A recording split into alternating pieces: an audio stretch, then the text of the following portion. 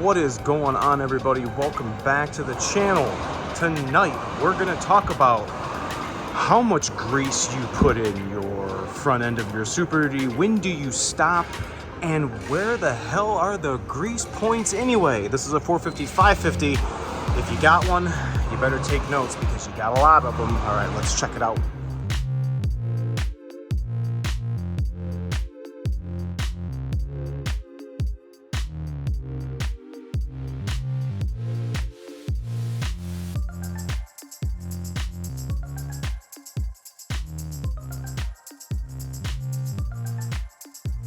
All right, guys, thanks so much for coming back and checking us out. Make sure to hit that like and subscribe. Tonight, we're gonna talk about what you're doing to grease your front end. I've been asked a bunch about what I'm using. This is premium long life grease, and the part number for said grease is XG1E1. So just got sidetracked thanks to Mr. Roden.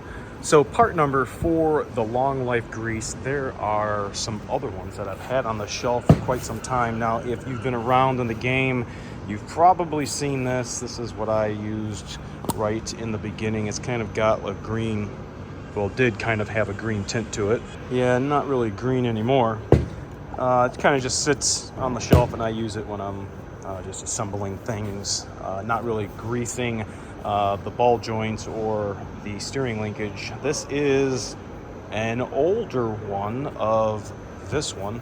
Same part number, same grease, just, I don't know, I've had that one sitting around. Now, you can go out and get a hand pumper that still uses those tubes, or you can pump grease from a big, drum that we get, and pump that into here. Or it's very easy, you just put this whole tube into your grease gun. Now, my coworker has the M18 and I have the M12. I don't know, this one works well for me. I keep forgetting to bring it home. I need to grease the front end of my John Deere. But either or is going to work. Obviously, if you have a lot of grease fittings, you're going to want to have probably an electric one just for ease of getting all of these grease fittings. Now, being a 450 550, we're going to start off, all of the Fords have axle shaft U-joint Zerk fittings on all the 4x4 front ends, but we have one here for the upper ball joint, one here for the lower ball joint, one for the outer tie rod end. So that's 1, 2, 3, 4 right here. We have 5, 6, 7, 8, 9, and that, I think, is it. So we got 9 Zerk fittings. We're gonna go ahead and put grease in all of these fittings, and I want you guys to pay attention when we're gonna stop. It's so often, and even this one came in, that grease is just blew out. When we start turning the wheels and not turning the wheels like spinning, but when we turn the left and right, when we turn the steering wheel left and right, these boots are going to move. And if there's too much grease in it, it's going to spew out all over the place. So we're going to need to know when to stop injecting grease into our Zerk fitting, so we're not going to be making a freaking mess. So let me get the grease gun and a second set of hands, and I'm going to show you my method to greasing the front end of your Super Duty. All right, here we go. One thing before we start that I want to let you guys know, when you get these trucks coming in, they're not all clean. And I showed you these ones on this ambulance that I just did. They're brand new. When these come in, because there's so much grease on them, usually they're all snotty. Make sure you wipe the Zerk fittings off of any debris before you go and put the tip of your grease gun on it, because you don't want to be pushing dirt and contaminants up through your Zerk fitting, and then once it's done injecting grease, the little ball won't go back on its seat and grease will actually come out of the Zerk fitting that you just put the grease in. So I'm going to start with this drag link right outer tie rod, and you don't want to be like this, you just want to be perpendicular to the part you're on and commence the greasing. Now watch this boot puff up. Very important to watch the boot. See the boot taking form? Here comes the boot.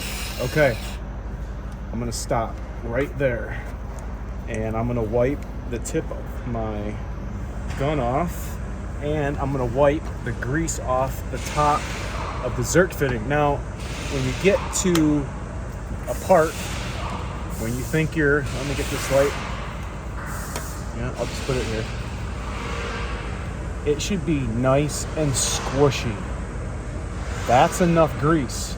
If you overfill that to where this is the same size over here, as soon as you start turning the steering wheel left and right, this is going to flex and it's just going to shoot grease right out of the seal. You can see just a tiny bit oozed out, but there should not be grease oozing out as you're putting it in to the Zerk fitting. All right, bottom joint, right side. Watch that boot. You can see it getting full of grease. Okay, I'm gonna stop. That was enough. Wipe the tip off, wipe the Zerk fitting off. It's just gonna be a magnet for any debris that you're gonna see on the road. Now, all of the Ford trucks have this grease fitting right on the U-joint. Now this one isn't gonna be coming out of any rubber boot, but it's gonna be coming out of the caps of the U-joint. You can hear it ooze out. I go just until I hear that noise. Right there, see? I'm gonna stop right there. You see that little red come out. Wipe the tip off and wipe the Zerk fitting off. Boom, clean.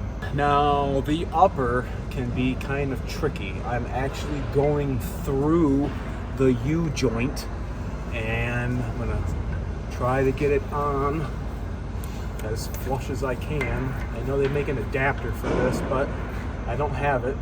But here we go. If grease comes out of the tip of the gun, it's obviously not going into the ball joint. So I like the way that rubber looks. It looks squishy. Give it one more boost for good measure. But see how snotty that is? We don't want to leave that just to collect nastiness for the other guy. So that is 4 of them on the passenger side. Let's move over to the driver's side. All right, here's the drag link to Pitman arm. Watch the boot. You see it filling up.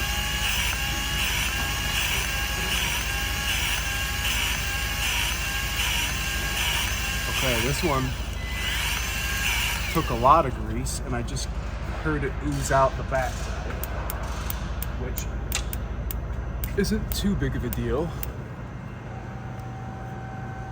Still is not as snotty as this one when it came in. And the other thing I noticed when it came in, this little height sensing rod was not on here. It was just kind of floating, so I don't know really where that's gonna go. Now we're gonna get over to the wheel end, just like we did on the passenger side. Obviously, only 450s and 550s are gonna do this. 250s, 350s, only got 2.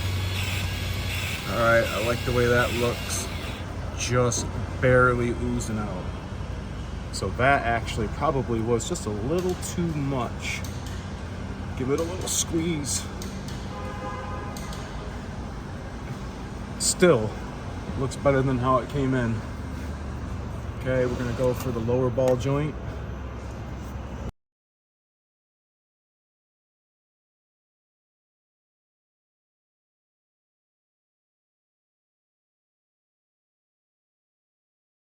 Go for the 4x4 U-joint. This axle shaft was brand new, so it's already came with grease in it. But that Spicer, the company who made the axle shaft and the U-joints, Obviously they're using a different colored grease. Don't know what kind it is. In the comments, what kind of grease are you guys using on your Ford Super Duty? I get a lot of questions about it, and I just use the grease that we have, you know, here at the dealer. So, all right, last one, upper. We're gonna have to do a little sneaky route right through the U-joint, just like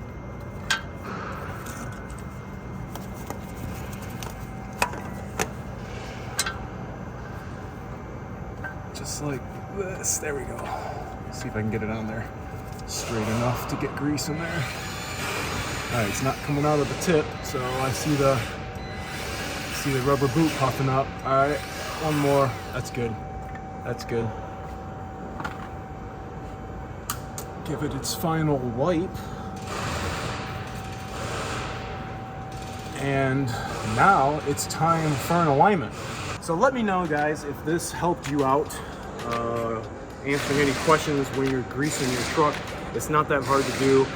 If you're putting grease in it, know when to stop. Just for one, it's gonna make a huge mess, and two, you don't want it to be all snotty, and if that boot is leaking grease, contaminants could get in there and then shorten the life of your steering components. Let me know if this helped. Let me know in the comments. I appreciate you for watching. Remember to like, comment, sub, share, and I'll catch you guys next time. See you.